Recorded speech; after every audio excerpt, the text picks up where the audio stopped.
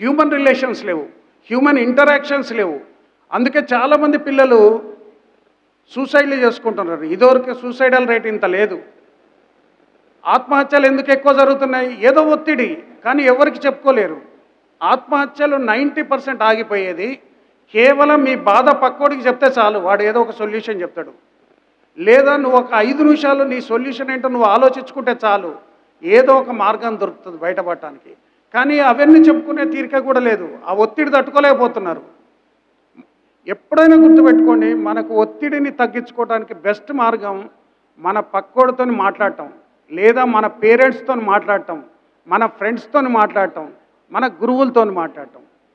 ఎవరితోనూ ఒకరితో మాట్లాడటం ద్వారా, మన కష్టం షేర్ చేసుకోవడం ద్వారా మనము దానికి ఒక సులభమైన పరిష్కారం తెలుసుకోవచ్చు.